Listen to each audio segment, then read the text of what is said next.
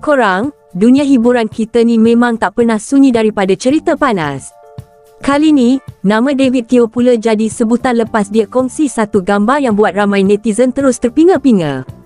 Bayangkan, dalam satu foto, ada David Teo, Ukasha Senrose dan juga Alif Aziz.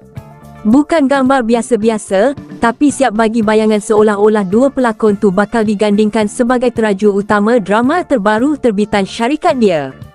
Lepas gambar tu naik dekat Instagram, ruangan komen terus meriah. Ada yang terkejut, ada yang blow, ada yang terus buat muka macam, betul ke ni? Ramai netizen kata mereka tak sangka langsung dua nama tu boleh digandingkan. Ada juga yang terus terang cakap, kalau drama tu betul-betul jadi dan ditayangkan dekat IKI nanti, mereka mungkin tak akan tengok. Komen-komen pun macam-macam.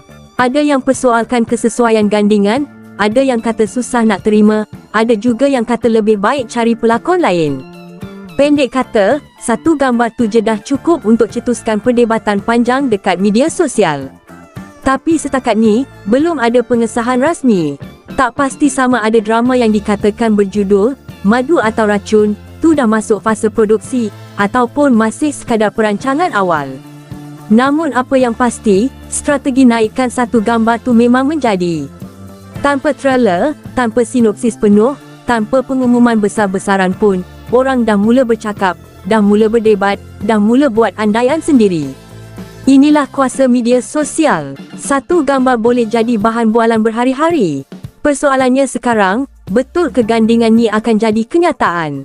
Atau ini sekadar teaser untuk uji reaksi peminat? Apapun, nampaknya kita kena tunggu pengumuman rasmi. Tapi satu benda jelas, drama ni belum mula pun, tapi dah berjaya buat ramai orang bercakap.